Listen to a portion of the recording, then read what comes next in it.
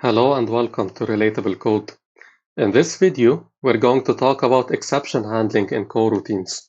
So let's get started. Handling exceptions in Kotlin coroutines involves understanding a few concepts that differentiate it from traditional exception handling in synchronous code. Because in synchronous code, exceptions propagate up the call stack until they are caught by a try-catch block. In coroutines, due to their asynchronous nature and structured concurrency, exceptions are handled differently. They are not propagated up the call stack, but rather through the coroutine hierarchy, affecting other coroutines in the same scope unless properly managed. In this setup, as you can see, we have a class called exception demo, and inside this class we have a coroutine scope, which is initialized to dispatchers.io. And here inside the init block, we're launching this scope. And we have two suspend functions. Okay, we have a suspend function which waits for half a second before throwing an exception, and another suspend function that waits for a second before printing out this statement. Okay, and inside the scope.launch, we have a try-catch statement which executes these two functions. Okay, and I'm calling it here inside our main activity. I will provide the full source code in the description of this video. And let's try to run our application. Okay, so go ahead and do that. Open your emulator and open the logcat as well. Filter for system.out. And as you can see, here we caught an exception in the coroutine scope, which failed inside the task that fails. Okay, and that happened due to throwing this exception inside this function. But if you notice, this exception caused us to cancel the whole scope. Okay, so this other suspend function was not executed as a result. Okay, and that's why handling exceptions inside coroutines is not like traditional functions. Okay, so you need to keep that in mind. And note that this try-catch exception was inside the scope.launch. What if we wrap it inside a try-catch statement like this with the Control-Alt-T shortcut, and just copy that try-catch statement from there and comment this out. So now our scope itself is wrapped inside a try-catch statement, and I did that to demonstrate something for you. So clear the logcat right there and relaunch the application. It will launch and it will crash. Okay, and that's because scope.launch essentially returns a job. Okay, and that happens instantly. But inside this scope.launch, you have some code which is getting executed asynchronously. Okay, so this try-catch block doesn't know what's happening inside this scope. It only knows that this scope is returning a job. Okay, and no exception was thrown there. The exception was instead thrown by these suspend asynchronous functions. Okay, so keep that in mind and don't wrap your scope.launch with a try-catch block. Instead, you should use the try-catch block inside that scope. Okay. Another way that you can handle exceptions in coroutines is with something called a CoroutineExceptionHandler. Okay, and this is a coroutine context element. It's designed for uncaught exception handling in coroutines.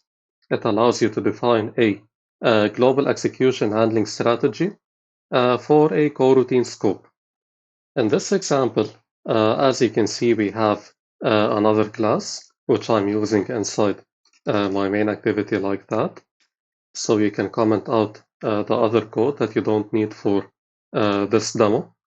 And inside this class, we have another init block, which is basically creating this coroutine exception handler and assigning it to a variable. Okay, that's how you create a coroutine exception handler. It basically gives you a coroutine context and a throwable. You will be concerned with the throwable, which in this case we named exception.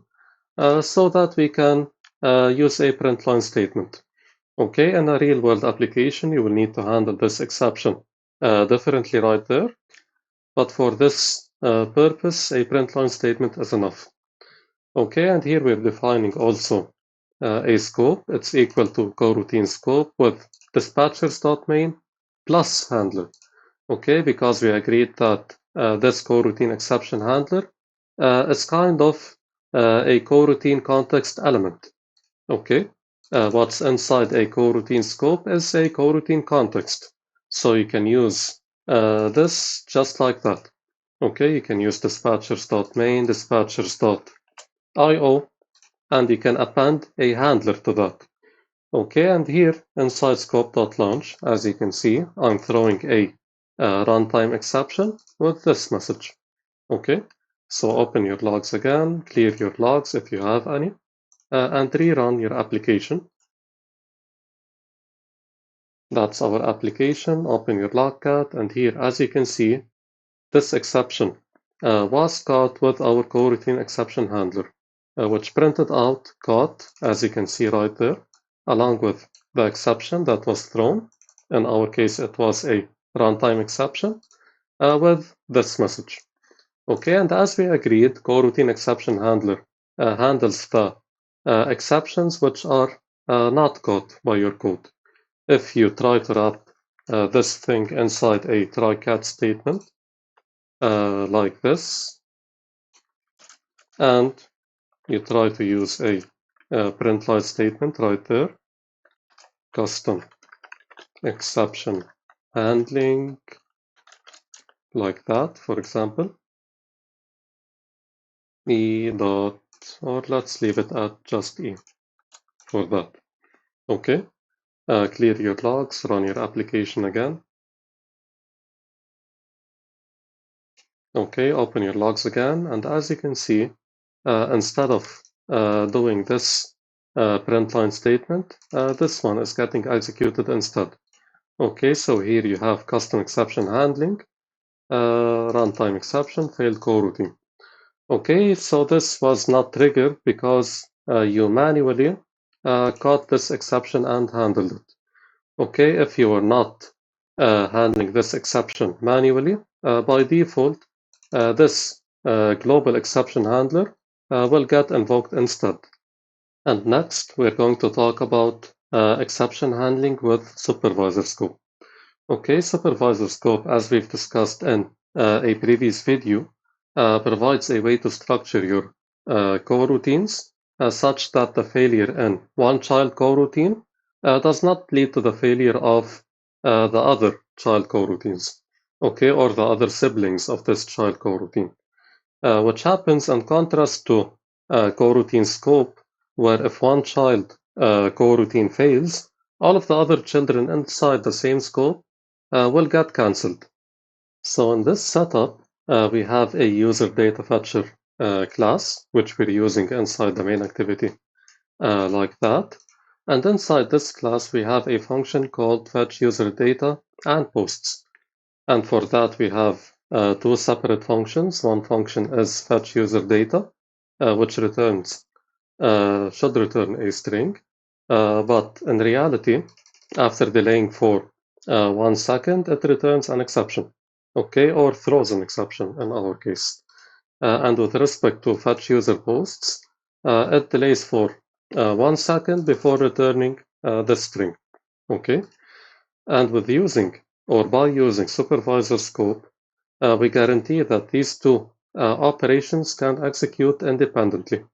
Okay, so the failure of fetch user data will not affect the fetch user posts function. Okay, inside this supervisorScope with this setup, we are calling async at the dispatchers.io level for fetch user data and fetch user posts as well. Okay, and each one of them is wrapped inside a try-catch statement when calling the await function. Okay, so let's clear our logs and run the application. Run your application, check your logs, and as you can see, you have failed to fetch user data, which happened because of this exception. And you have, with respect to the posts, you have user posts, user post content, okay, which was this string right there. Okay, so the failure of fetch user data did not affect the process of fetch user posts in our case. Let's try to take out our supervisor scope and substitute it for a coroutine scope. Clear your logs and run the application again. Okay, as you can see, you have a crash. Okay, and that's because this returned an exception, and even though it was wrapped inside a try-catch statement, coroutine scope can't handle these exceptions properly. Okay, and that's why we use supervisor scope for that case. But why do we need to wrap each one of these await methods inside a try-catch statement? Why not just have a single try-catch statement like this, for example, using a normal print line statement like that, and commenting out these try-catch blocks. Why can't we just do that instead? Try to run your application, clear your logs first, and run your application. Okay, you don't have a crash here, but if you open your logcat, as you can see, after this operation failed, you didn't get the user posts, okay? When using async, exceptions are caught and stored in a deferred object and then rethrown when await is called. Okay, so wrapping each await inside a try-catch block allows you to handle exceptions from each asynchronous operation separately. And by managing exceptions at the individual level, you can provide specific error messages or fallbacks for each type of data being fetched. Okay, and this kind of control over error handling enables a better user experience, as the application can respond appropriately to different error conditions. And as you notice, while supervisor job ensures that sibling coroutines can fail independently, it doesn't catch exceptions.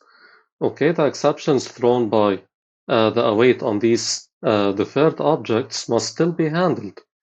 Without these try-catch blocks, an exception from either await call could propagate up the coroutine hierarchy and could terminate the surrounding scope or activity. If you like my type of content and you find it to be relatable, please don't forget to leave a like and subscribe for future content, and I'll see you in the next video.